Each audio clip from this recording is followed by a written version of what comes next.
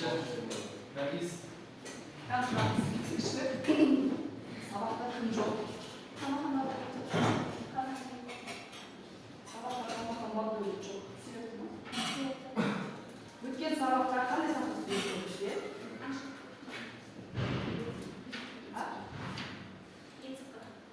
Elektronda sifirlama ortamlar hakkında belirli bulanıyor. Orada biz o görmüş toplum boyunca Sıfırlık Kazakistan, yani sıfırlık savatlılık hakkında tarao boyunca takipten bölüp жатырмыз. Осы тарауда біз қандай тақырыптан бөлінді? Өткен сабақта электронды цифрлық қолданбаны қалай алуды үйрендік, тәсілдері бойынша. Енді сол өткен сабақты бір қайталап өтейік, пысықтап өтейік. Ол үшін бізге жасырынған ұяшықтар әдісі бойынша сұрақтарға жауап берейік. Ал мына тұрған алдымызда тұрған құрылғыларды таңдау арқылы сұрақтарға жауап береміз. Кезектеме. Бірінші сурет. Ұяшықтарды таңдаймыз. Орнымыздан тұрамыз. Сұраққа бер. Криптовалюта ұғымына сипаттама бер. Криптовалюта дегеніміз ол интернет арқылы жасалынып жатқан ақша. Электронды ақша болып табылады. Қандай түрлері бар? Криптовалютаның көптеген түрлері бар. Мысалы, трон, блокчейн, биткоин. Олар электронды валюта болып табылады, иә? Келесі қарап. Микрофон.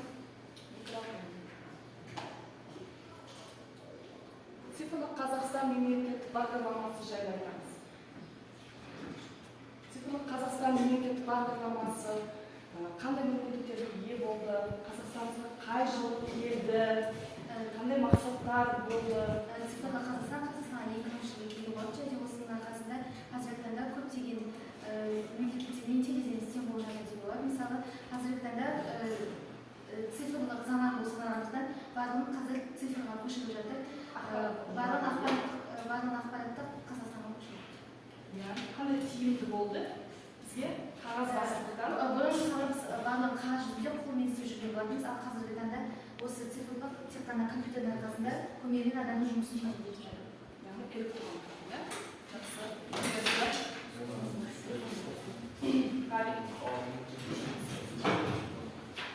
Қай құрылғы таңдаймыз?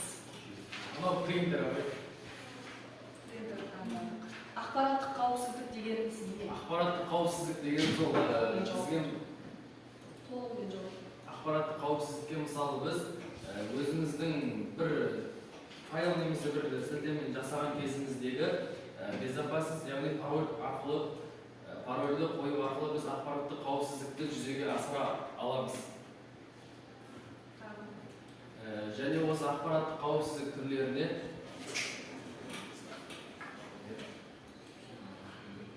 ақпараттық қауіпсіздік дегеніміз интернет желісіндегі қауіпсіздікті айтамыз, иә? Өзіміздің ақпаратымызды қалай қорғаймыз? код қоямыз.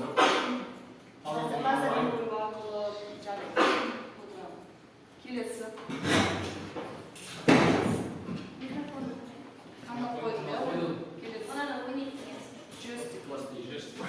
Электронды цифрлық қолтаңба қай жастан бастап алуға болады? Оны қайдан білдік? Өткен сабақта бізде біз өзіміз тіке көріп одан кейін 10 жаста болып қалсын.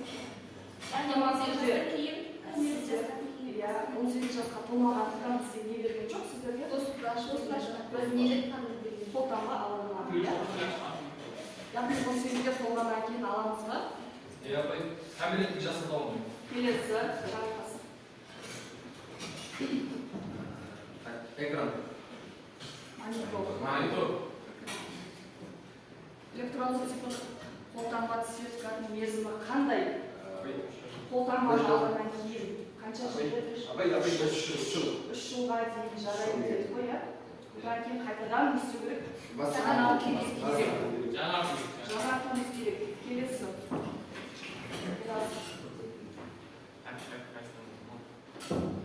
Планшет, смартфон. Смартфон ғой. Смартфон. Эсканы алу тәсілдері ол ең алдымен халыққа соңғы бағыт халыққа қызмет көрсету орталығына барып істейміз, өтініш береміз, сосын және бір сайттан алып аламыз. Қандай? егов сайтынан аламыз. Тағы?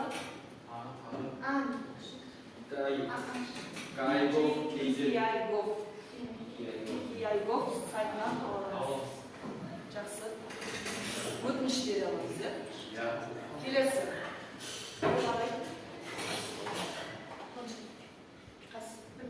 Бірінші ал электрондық цифрлық қолтаңба дегеніміз электрондық цифрлық қолтаңба дегеніміз ол электронды түрде өзіңізге қажетті материалдарды қабылдай аласыз. Мысалы, егов кезек сайт жасауға болады. Егов кезек арқылы біз өзімізге үйден шықпай-ақ пайдалы мәліметтерді интернет арқылы ала аламыз. Үйден шықты, мысалы, жұмысқа өтініш білдіруге болады. Мысалы, жоғары оқу орындарында өзінің экспортына ашық үкімет сайт жасауға жалпы экспорттың өзі білмейді. электронды порталы Цифрлық қолтаңба, иә? Біздің өзіміздің жеке басымызды растайтын құжат. Мысалы, паспорттағы қолтаңба арқылы біз кілт-сөздер арқылы өзімізге қажетті материалдар аламыз. Қазір. Гүлжан. Қайсысын табамыз? Жүйелік блок. Авторлық құқықты қорғау, плагиат ұғымдары. Плагиат деген сол, мысалы, бір автордың жасаған дүниесін көшіру. Заңсыз көшіру. Заңсыз көшіру. Және авторлық құқықты қалай қорғайды? Авторлық құқықты ол заң арқылы Заңмен қорғалады, иә? Бекітілген деп айтты ғой сендерге. 2016 жылы 20 желтоқсанда осы заң қабылданған екен. Осы цифрлық Қазақстан мемлекеттік бағдарламасы іске қосылғаннан кейін осы заңдар жүзеге аса бастады. Себебі интернет ресурсында біз көптеген жұмыстар атқаруымыз керек, иә? Сонымен қоса ақпараттық қорғаныс. Келесі бізде не қалды? Бізде процессор қалды. Қандай форматтарда ETSC алу мүмкіндігі бар? ETSC-ны қайда сақтаймыз? Жолдары көбірек қой? Қазір. Куәлікте сақтай аламыз ба? Жеке куәлікте сақтай аламыз. Арнайы сим картасы, иә? Тағы телефон сим картасы сақтауға болады. Тағы флеш карта сақтауға болады. Иә? Отыр, келесі. Әмірхан. Әмірханға берген тақтарады, иә? Ақпараттық қауіпсіздікті қалай сақтауға болады? Жаңа сұрақтар қайда? Жаңа сұрағымыз ба? Толықтырмайды. Бірінші ақпараттық қауіпсіздікті ең алдымен біз жеке куәліктегі өзінің картасын сақтаймыз. Одан кейін екінші телефондағы нөмірдің сим картасын сақтаймыз. Үшінші флеште сим карталарын сақтай аламыз. Және де оған код қоя аламыз. Ақпараттарды бір файлға салып, ол файлға кіру үшін бір белгілі пин-код қоюға болады. Ол пин-кодты өзінен басқа ешкім білмейді. Ол арқылы сақтауға болады.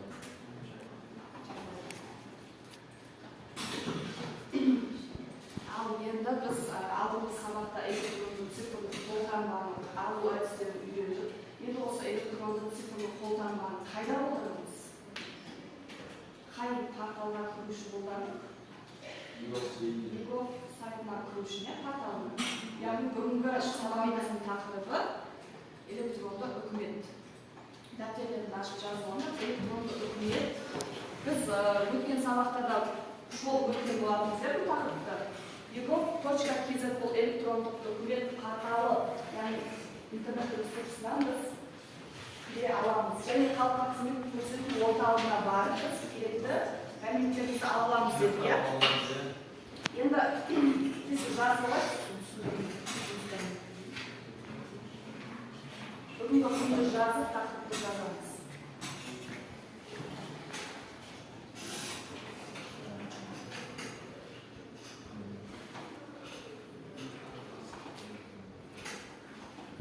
қысқаша бейне жазбамыздан бастаймыз.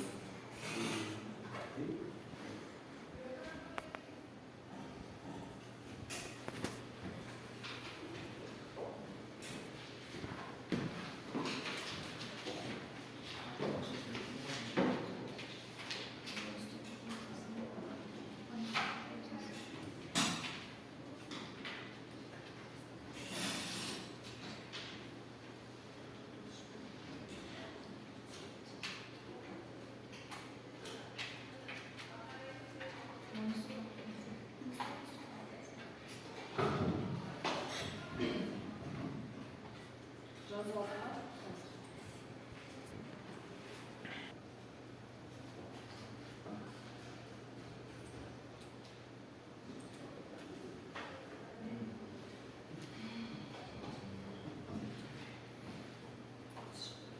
Егор порталында ауызша түсіндіріп өтейін, иә? Егор порталы. Бірінші порталға кірейік. Міне, бұл алдарында тұрған егор.kz порталына кіру. Бұл сайтта, негізі бұл сайт электронды үкімет дегеніміздің өзі мемлекеттік органдардың халыққа және бизнестік өкілдерге және де әлеуметтік қызмет алуға мүмкіндік беретін портал. Бұл жерде біз не аламыз? Жаңағы мемлекеттік органдарға барған кезде кезекке тұрып алатын жеке куәлігіңізді, түрлі анықтамаларыңызды, түрлі жаңағы құжаттарыңызды алуға қысқартып, яғни интернет ресурсы арқылы алу мүмкіндігі бар деп айтсақ та болады. Бұл жерде енді порталымыз үш түрде жұмыс жасайды. Мынау байланыс телефоны. Бұл жерде ашық төлемдер бар, яғни бюджеттік салықтар төлеуге болады, бюджеттік төлемдер жасауға болады, иә? Ашық үкімет ол дегеніміз не? Жаңағы мемлекеттік органдардың тікелей ашық диалог жасауға болады, және де нормативтік құжаттарды көруімізге болады, иә? Соңғы шыққан қаулыларын үш жерде көрсетеді. Жеке кабинетте отырғанымыз өзіміздің жеке кабинетіміз, ол жерде өзіміз жайлы ақпарат жазылады, және қандай қызметтер алдық, соның барлығы жазылады. Мына жерде қызметтерді апробациялау, мемлекеттік көрсетілетін қызметтер тізімі мына жерде де тұр. Көрдік па?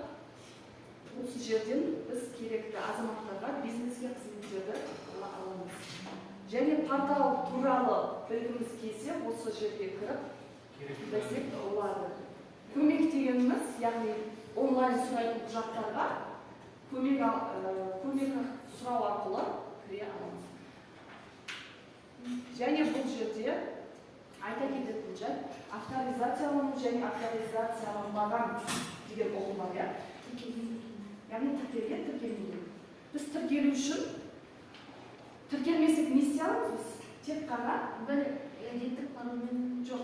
Егер біз авторизацияланмасақ, тіркелмесек ешқандай ақпарат аламыз. Жай ғана ақпарат аламыз, бірақ біз құжаттар аламыз. Тек қана құжаттар аламыз. Бірақ бөлімдердің барлығына кіріп зерттей аламыз. Қазір солай зерттейсіңдер, иә? Ал егер авторизациядан өтуіміз керек болатын болса, құжат керек болса, бізге кіру батырмасын басып, мына кірудің өзі 4 тәсілі, иә? Біріншісі логин және жасырын құпия сөз арқылы. Бұл жерге жазу үшін біз міндетті түрде тіркеліп алуымыз керек. Тіркелу үшін бізге цифрлық қолтаңба керек. Сол кезде үнемі 3 жылға дейін өзіміз тіркеліп қойсақ, үнемі ЖСН және құпия сөзіміз арқылы кіріп жүретін боламыз. Ал екінші тәсілі электронды цифрлық қолтаңба. Бұл жаңағы цифрлық қолтаңбамызды флешімізге басып алсақ, осы жерде таңдай аламыз. Және қай жерде сақтаймыз? Қолтаңбаны. Сим-карта, паспортымыздың, жеке куәлігіміздің сим-картасын сақтай аламыз, иә? Яғни бұл паспортымыздың сим-картасын алу үшін мынандай бізге карта ридер керек. Бұл карта ридерден не істейміз? Куәлігімізді салып, яғни кіруге болады. Түсінікті ма? Құпия сөзімізді жазып. Келесі Digital ID дегеніміз ол биометриялық деректерді пайдалану арқылы. Яғни бұл жерде не істейміз? Қалай кіреміз? Бет әлеуетімізді түсіру арқылы кіреміз. Бұның барлығы бірақ уақытша. қазір кіреміз, бүгін шығып кетеміз, ертең тағы осылай береміз. Түсінікті ма? Бұл уақытша, уақыт мерзімі белгілер ғой. Ал егер біз тіркеліп қойсақ, жаңағы қолтаңба қайда радиомызды ЖСР-мен кіре аламыз. Ал егер жаңағы ал егер бізде жаңағы қолданбамыз мүлде жоқ болса, осы диджитал арқылы кіруге болады екен. Түсінікті ма? Келесі QR код арқылы телефонымыздың картасын сақтай аламыз деп қояды. Сол телефонымыз арқылы телефонға қандай приложение, қандай қосымша тартып аламыз? Mobile Go, иә? Ego қосымшасы бар. Сол қосымшада біз тіркеліп аламыз. Сол жердегі QR код арқылы кіре аламыз. Түсінікті ма? Түсінікті болса, қазір біз ego.kz порталына өзіміз кіреміз. Бұл жерде сендер қазір авторизацияларымыздан өтпесек те мәлімет аламыз. Біз өзіміз мәлімет іздеуіміз керек. Ол үшін бірінші тапсырмаларға келейік. Бүгінгі тақырыптан түсінікті ма? Ендеше тапсырма орындаймыз. Осы егофтың негізі қандай зиянды жақтары бар? Егофтың зиянды жақтары жаңағы егер ол адам өзі құжатын өзі растайтын болса, сен орнына басқа бір кірмесе, иә? Себебі жаңағы бұл жерде тек қана видео проверка ғана сен екенін біле алады. Ал паспортыңды басқа бір қолданып, егер сен жаңағы құпия сөзіңді біліп кіретін болса, онда зиянды жағы болып табылады. Ключті мысалы иә, флешкада тұрған ключті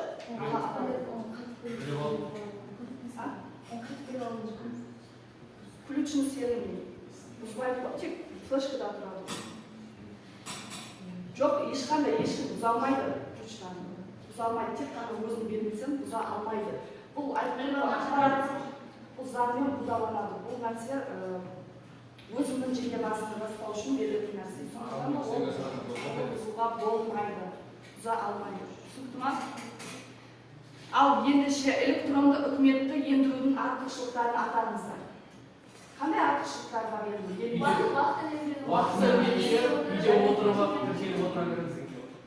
отырып ақпарат аламыз, және кезекте тұрмайды, мысалы, ауыл шаруашылығында мысалы тиімді болса, қалаға баратын секілді. және білім беру саласында біз Мысалы, онлайн ақпарат аламыз, мысалы, құжаттарды аламыз, мысалы, вакцинаны да осы егов арқылы аламыз, иә. Осындай ерекшеліктер бар, иә. Және егов порталының авторизацияланған және авторизацияланбаған пайдаланушылары арасында қандай айырмашылықтар бар? Жаңағы айтқандай. Мысалы, олар қолданбайды, тіркелмеген болса, құжатты алу үшін тіркелуіміз керек.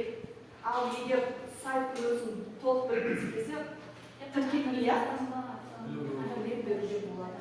Ал енді бір ноутбукты аламыз, фоткаларымызды барлық интернет желісіне қоссаңыз, егов.kz порталына кіріп, PowerPoint арқылы жұмыс жасаймыз ба? Күнде ноутбукпен отырамыз, компьютерде отырамыз. Жеке отырамыз. Жеткізі компьютерде отырамыз.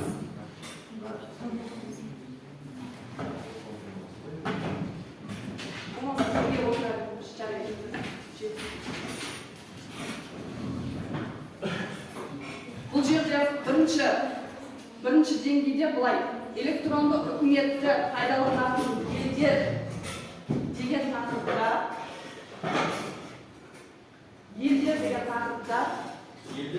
зерттеу жүргіземіз. Яғни электронды үкіметті қай елдер қолданады? Интернет желісі болмаса бірге отыра берейікші онда. Саятты бірге отырып Амирхан бірге қолданайық. Елдер деп мысалға бір елді аламыз да, Сол ел жайлы электронды үкімет туралы сайт пайдаланады деген сияқты 2 беттен тұратын слайд жасайсыздар. Келесінде ашық үкіметтің бір бөлімін таңда зерттеу жүргіз. Егов порталына кіріп, ашық үкіметке кіреміз ғой. Сол жерден бір бөліміне қысқаша сипаттама беріледі. Түсініктіма ол да 2 беттен тұратын болсын. Келесі ашық үкімет порталының қолданушысына жарнама дегеніміз не? Есте сақтау деген сияқты, ереже сияқты, есте сақтау сияқты. Сонымен екі слайдта, екі беттен презентация жасаймыз. 3 тапсырманы орындаймыз. Уақыт 10 минут жетеді ма? 10 минут.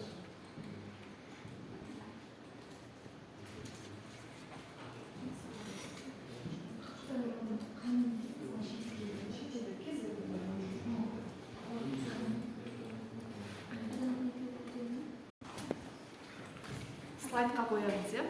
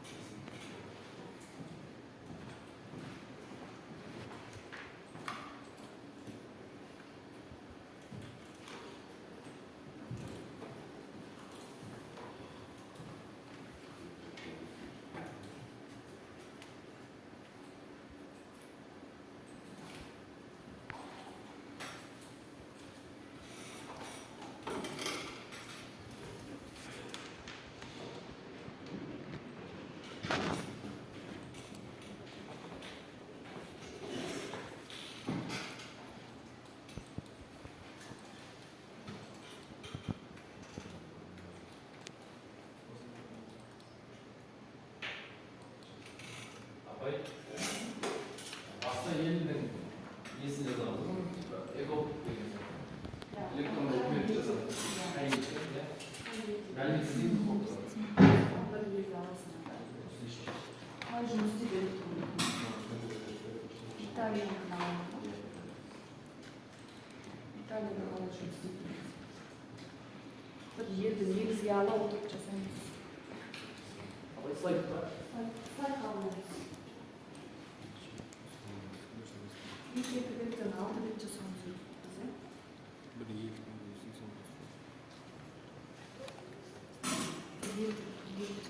Бір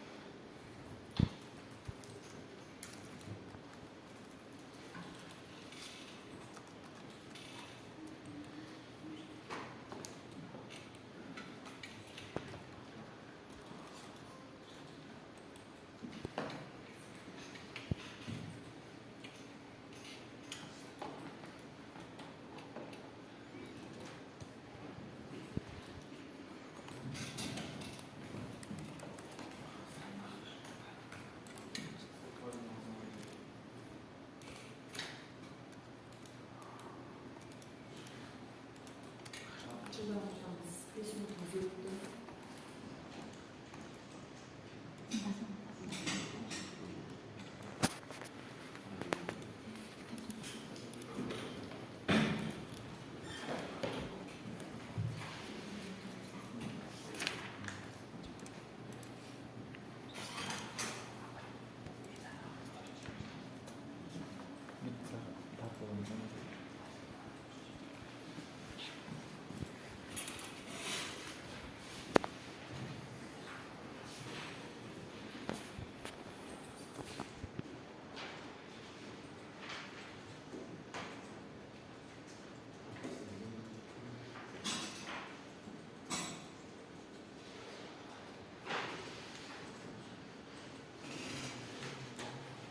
Екіншісі ашық өтіп тұрсыз.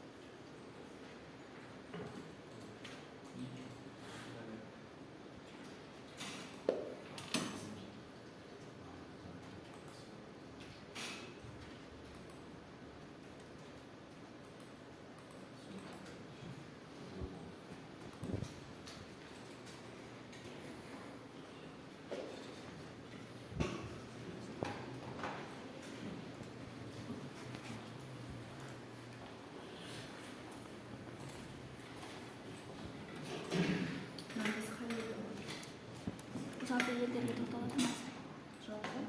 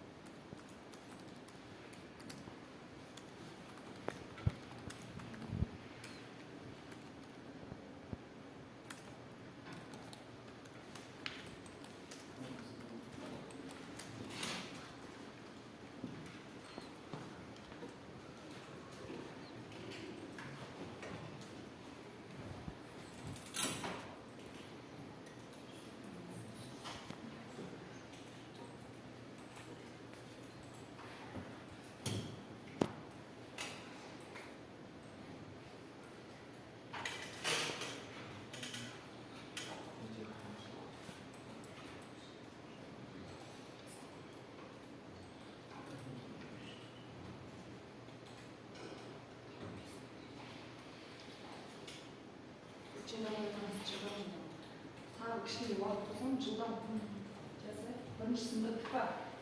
Қай елдер? Біріншісі құрылым бөлімі. Қай ел бөлімі? Bir bölümünü zertteyeceğiz.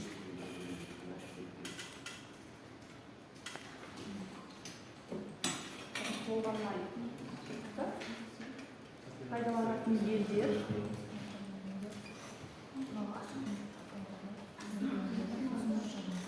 басын көрсетіп түсіндірді.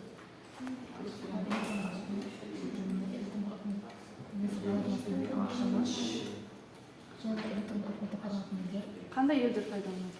Қазақстан, Ресей, Қытай, Молдова, Украина, Белоруссия, Португалия секілділер қолданады. Және бірінші орында Қазақстан қолданады. Осы приложение қолдану бойынша.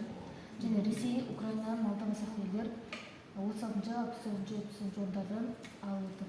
Ал ең жиі қолданатын мемлекеттер Қытай, Ресей, Қазақстан. жақсы, келесі. Ашық қызметке анықталды. Бұл ашық қызмет осының бір Европа сайтының бір бағдар бөлімдері. Бұл ашық қызмет сайты арқылы өзімізге қажетті саңғырды алуға болады. Және ашық қызметтің мақсаттары.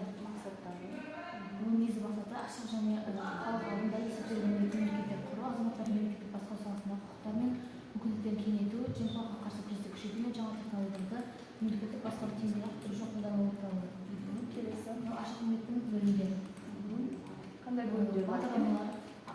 Азаматтарға, мемлекеттерге, қоғамдық ұйымдарға, бизнеске. Азаматтарға өздері қажетті, өздері анықтайтын, мысалы, растайтын мәліметтер алуға болады. Мысалы, олар университет, мысалы, студенттер болса, олар университетке тіркелу жөнінде олар өздері қажетті мәліметтер алуға болады. Мемлекетке болса, мемлекеттің бюджеті немесе оларға ұсынылған заңдары сияқты. Келесі жарнама. Жарнама болса, Тексерім шетінен болды. бұл порталға кіру үшін 18 жасқа толуымыз қажет. Дұрыс. Жыл сайын өмірімізді білуіміз қажет. Оның тағы да бар қысықтары үйден шықпай-ақ уақытты үнемдеп электронды түрде мәлімет алуға болады. Жарнама, яғни 18 жасқа толуымыз қажет. Және инномыз қажет. Өте жақсы, өте керемет, орындаған. Толғанай бірінші бітті. Уақыт бітті. Шетімізден көрейген. Гүлжан Несіп бірінші беттен бастап аша бер. Ашық үкімет бірінші бетін жасапты, екінші таныстырды. Ашық үкіметтің қызметтері ма? Жарайды, келесі бет. Бұл жерде не? Бұл жерде не берілген? Қызметтері ма? Келесі. Жылдамдық. Келесі. Жалпы қызметтерін жазып, ал қандай елдер қолданатынын жазбағымыз ба? Жарайды, келесі. Қарақат.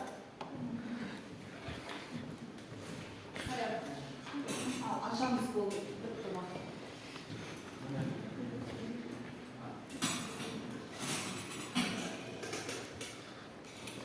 Қарақат баста.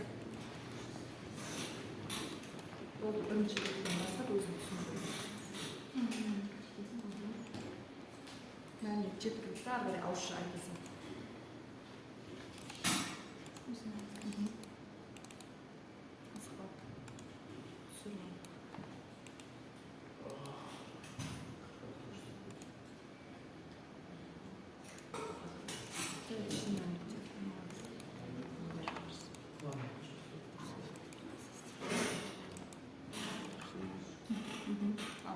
Не год, наверное. Слайд, пока слайд попытку сначала. Бәріміз ашып дайындап отырамыз. Бірінші сұрақ. Бірінші сұрақ электронды үкімет пайдаланатын елдер деген тақырыпта шағыңызға көңіл бөліңіз. Егер де электронды үкіметті қалыптастырудың әлемдік тәжірибесі туралы айтсақ, онда электрондық үкімет пен электронды демократияны құру идеясын алғаш рет Америка Құрама Штаттары, одан әрі ақш және Ұлыбритания ғалымдары ұсынды. Оның астарында және актылары да негізгі демократиялық құндылықтарды қорғау мен дамыту үшін және бірінші кезекте билік органдарының шешім қабылдау үдерісіне және мемлекеттік басқару азаматтардың қатысуы үшін пайдалану жатты. Электрондық үкіметтің қалыптасудың әртүрлі өңірлері мен әлем елдері тәжірибесіндегі 3 негізгі модельді бөліп алу қажет. Америкадағы Еуропа мен Азиядағы американдық модель электрондық үкіметтің ақш-тағы қалыптасу ерекшелігін көрсетеді. Еуропалық болса өзіне батыс, орталық және шығыс Еуропаны көптеген елдеріндегі электрондық үкіметтің дамытуын қамтиды. Азиялық моделдің басқару стилі ерекше.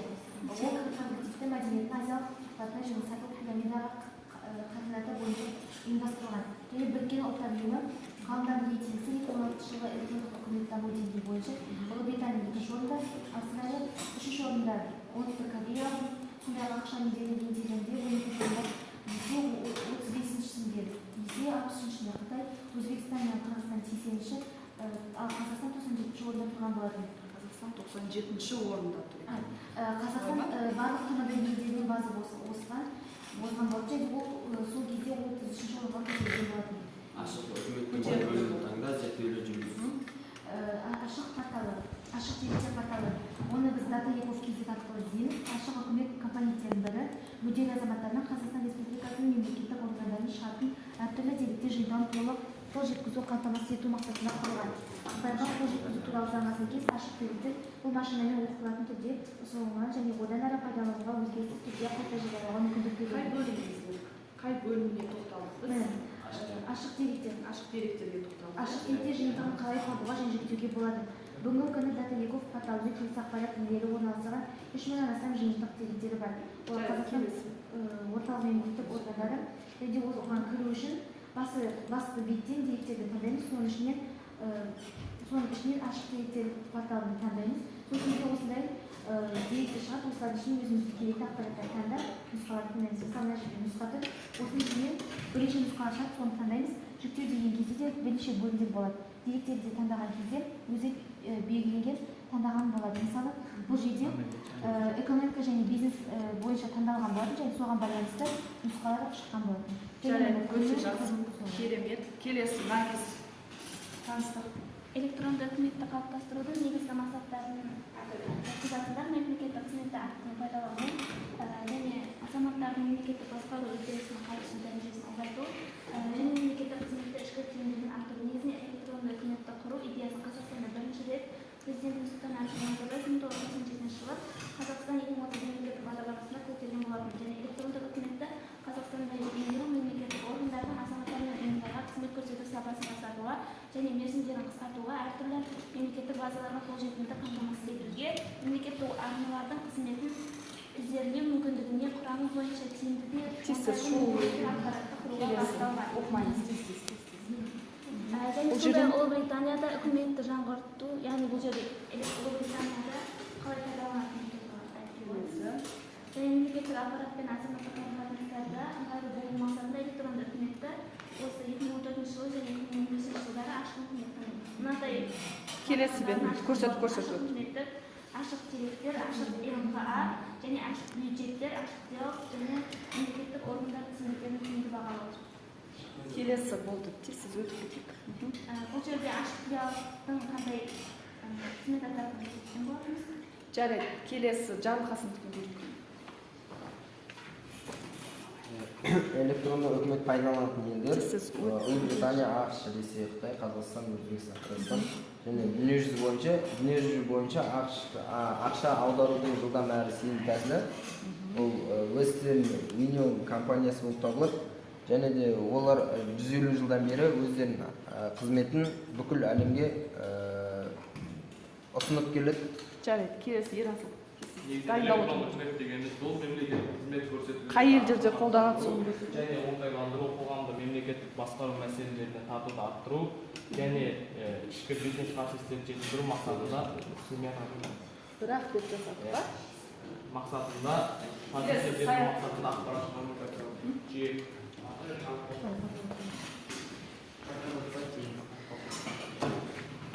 Жарайды, сабақтың соңында көреміз.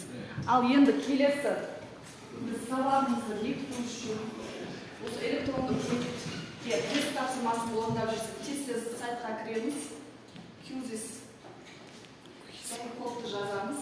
Сол нұсқасында жылдам жазамыз. Қосыламыз ойынға. Қосыламыз.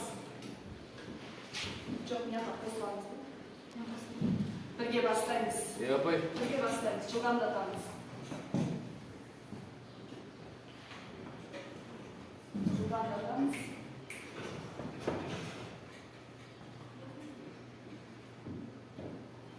Тез бір адам екі адам.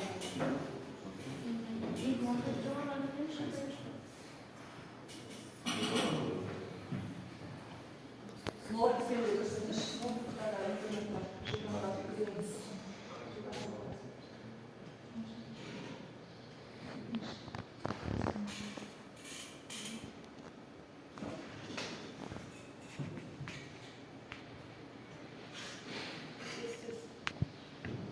Қандай прикол бар?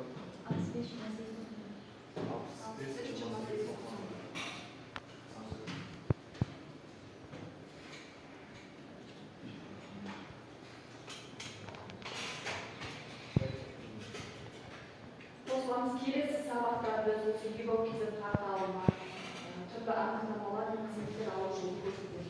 Практикалық жұмыстар. Бүгінгі сабақта толығымен танысып алу, иә? Барлығымыз түсіндік па сабақты? Я бы өте түсінікті тамаша өтті. Келесі сабақта енді практика жүзінде анықтамалар алып үйренеміз. Тез. 4 адам болуға жарайды, бастай берейік, уақытымыз тұрсын. Қараймыз.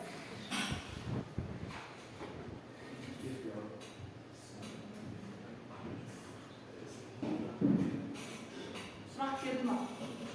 Иә.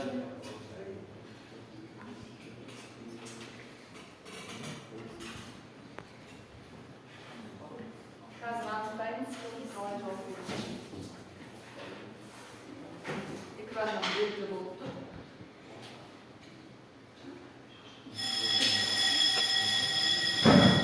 Бітіреміз.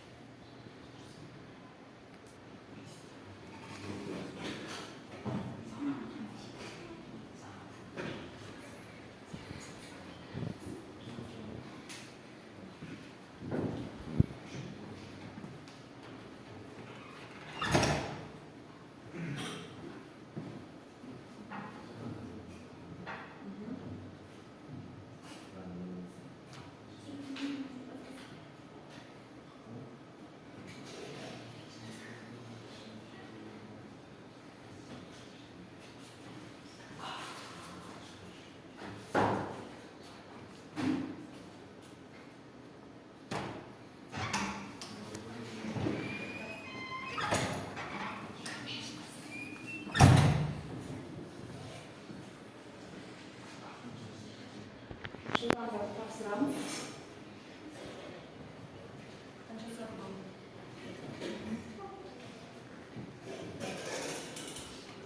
Жылдамдатамыз. Қазір жеңімпазды анықтаймыз.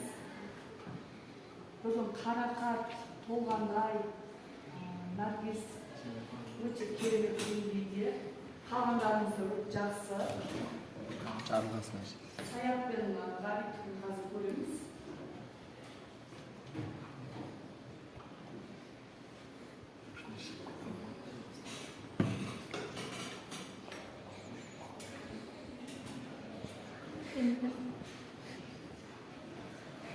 Мынау күн екінші тұрған.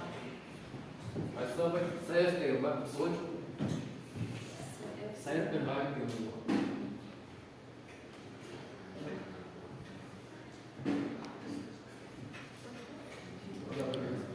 Бітті ба?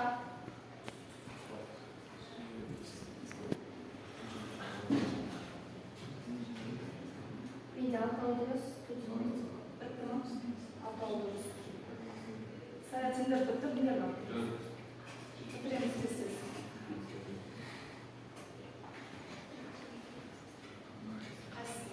Мен біріншісі.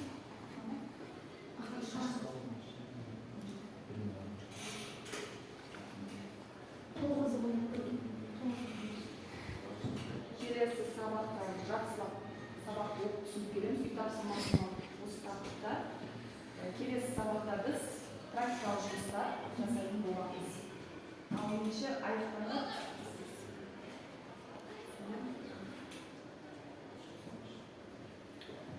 Так, біріншісі кім? Қарақат, иә? Жақсы. Келесі кім? Біз. Жақсы. Келесі, үшіншісі толғандай Наргиз, иә? Қалғандар тапсырмадық па?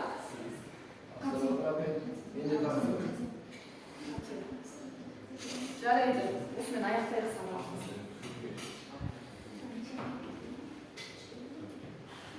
Сабағымызды ендеше аяқтаймыз. Үй тапсырмасына электронды үкіметтің болашақ пен тәуекелдері тақырыбында эссе жазу және электронды үкімет порталында қандай қызмет түрін ұсынар едік өзіңіз. Сол жайында жазып келіңіз. Жақсы, сау болыңыз.